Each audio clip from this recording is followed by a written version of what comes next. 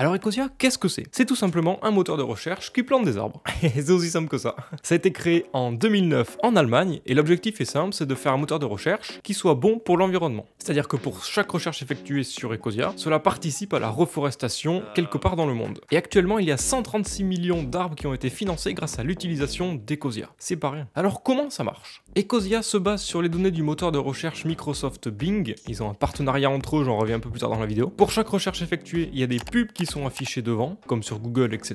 Ces pubs permettent à Ecosia de gagner de l'argent et 100% des profits sont utilisés pour pouvoir planter des arbres ou financer des projets bons pour l'environnement. D'ailleurs, chaque mois, vous pouvez avoir accès du coup à tous les rapports financiers qu'Ecosia met en ligne directement sur son site web. Et donc en décembre, là on peut voir du coup que c'est novembre 2022. Donc on voit du coup un revenu total de 3 097 000 €, donc le chiffre d'affaires total. Ensuite, ils vont enlever toutes les dépenses liées à l'utilisation. Donc ici, on peut voir que par exemple, il y a eu 119 402 € pour nous faire connaître. C'est de la publicité pour qu'il y ait de plus en plus de gens qui utilisent Ecosia. Ça représente 4% de ce qu'ils ont gagné. Ensuite, il y a 530 000 € qui vont pour les impôts et la sécurité sociale. Donc en gros, Ecosia, ils payent leurs taxes et leurs impôts, pas comme plein d'entreprises qui font de l'optimisation fiscale pour en payer le moins possible. C'est ce qu'ils disent par là. Ensuite, il y a 605 000 € qui sont dans les réserves et investissements verts. Ils mettent de l'argent de côté dans leurs réserves pour leurs projets environnementaux. Ensuite, ils ont 662 000 €, donc 21% pour des coûts d'exploitation. Savoir, ce sont les salaires des personnes qui travaillent. 127 000 € pour les serveurs et logiciels. Des voyages pour voir leurs différents projets, des loyers, divers trucs, des équipements, etc. Et donc ce mois-ci, on se retrouve du coup avec le restant, à savoir 38%, 1 179 000 € qui restent juste pour le mois. Et donc ça va être utilisé pour planter des arbres. Donc là, on voit bien le total. Donc on voit que sur les 3 millions, il y en a plus d'un tiers qui va pour planter des arbres. Quasiment 20% qui restent dans les réserves pour pouvoir financer d'autres trucs. Et le reste, ça va dans les coûts de fonctionnement finalement. Ce qui fait un total de plus de 5 millions d'arbres qui ont été financés uniquement sur ce mois de novembre. Et aujourd'hui, on en est à plus de 130 millions, comme j'ai dit. Alors, où sont plantés tous ces arbres? Ecosia ne plante pas vraiment les arbres eux-mêmes directement à chaque fois. Ils travaillent souvent en collaboration avec des organisations, des associations spécialisées, comme la WWF,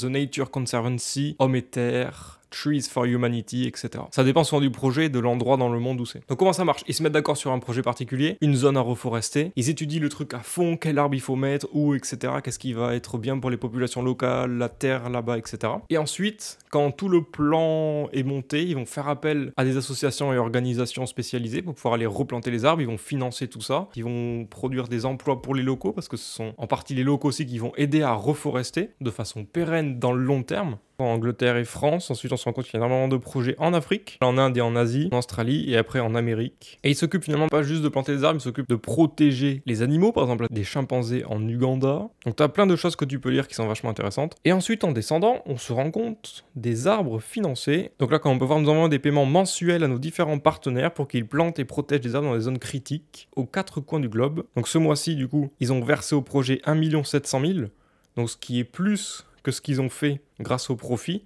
et donc en fait ils ont sorti de leur réserve 550 000 €, et ils ont du coup 12 millions d'euros dans leur réserve, parce que des fois ils utilisent la réserve plus que ce qu'ils gagnent en fait, en quelque sorte. Et donc là on se rend compte des différents projets où ils sont, et ils sont même en France, vous allez voir, et donc là on voit du coup les différents projets, avec leurs partenaires qui s'en occupent, et combien d'argent ils ont reçu pour faire tout ça, et on se rend compte que sur tous les projets qu'il y a un peu partout du coup dans le monde, il y a 10 500 € qui sont allés en France, et donc on peut cliquer dessus pour voir qu'est-ce qui s'y passe, et donc il y a 160 arbres qui ont été plantés depuis 2022, dans le sud de la France, juste ici. Et donc là on a des informations intéressantes, comme le partenaire, les animaux protégés sont les abeilles, c'est plutôt cool, et là on a même les principales espèces qu'ils ont mis, pas mal d'informations finalement sur ce qu'ils font, et on peut voir ça pour tous les trucs. Par exemple, l'Inde, qui est le projet qui a coûté le plus d'argent ce mois-ci, ils ont du coup planté plus d'1 million d'arbres depuis 2019, donc on se rend compte que c'est plutôt vers le nord-est de l'Inde qu'ils plantent leurs arbres, et voilà, on peut voir encore plein d'informations. Et après par exemple, tu peux avoir des bilans de présentation, donc là ils se sont rendus en vidéo à Madagascar, ils te montrent un peu en gros les projets qu'ils font, ils vont sur place pour voir en gros ce que font les populations locales, ce que font les partenaires, comment ça se passe vraiment sur le terrain.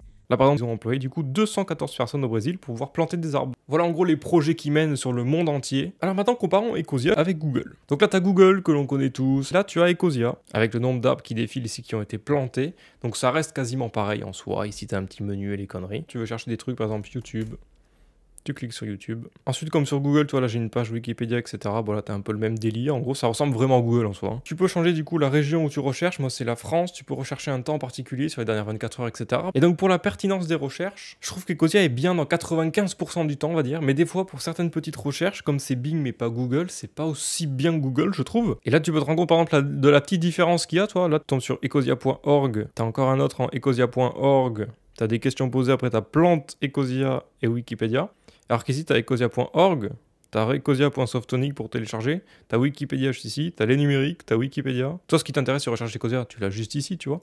Mais si tu veux faire une recherche en fonction des sites, tu te rends compte que c'est pas exactement pareil. Par exemple, dans les images, je sais que des fois, selon ce que tu recherches, dans Ecosia qui utilise Bing, c'est pas aussi parfait que ce que je voulais. Par exemple, je sais que c'est plus précis ou c'est mieux avec Google directement. Et ce qui est plutôt cool du coup avec Ecosia, c'est que vous êtes en train de chercher par exemple YouTube. Vous voyez que dans les images, ça vous plaît pas ce qu'il y a. Tu cliques sur plus. Google, boum, tu es directement dessus, tu vas dans les images si c'est les images que tu recherchais, et c'est beaucoup plus rapide. Si par exemple tu recherches YouTube sur YouTube, c'est possible aussi. Tu vas dans More, YouTube, boum, tu es sur YouTube, et tu as ta recherche YouTube juste ici. Après sinon c'est très rapide, hein, si tu cherches, je sais pas moi, Facebook, tu vois que ça tombe quand même vachement rapidement. Hein. C'est peut-être aller un chouïa plus rapide sur Google, mais c'est 3 fois rien, c'est en microsecondes même pas. Si on compare le nombre de recherches, on se rend compte que j'ai été par exemple pour le mot restaurant, sur Ecosia j'étais jusqu'à la page 18, et sur Google j'ai été jusqu'à la page 20. Après qui c'est qui cherche honnêtement dans les 20 pages sur Google? Si déjà dans les 1, 2, 3 pages t'as pas trouvé ce que tu recherches, tu changes ton mot dans ta barre de recherche, on est d'accord? Moi jamais je balaye 20 pages sur Google, comme ça c'est jamais je fais ça, tu vois. Alors si vous utilisez certainement Google ou Bing comme moteur de recherche actuellement, pourquoi passer à Ecosia? Parce qu'après tout, si vous utilisez déjà Bing, pourquoi passer à Ecosia qui utilise déjà Bing? Ça fait Bing Bing au carré et puis...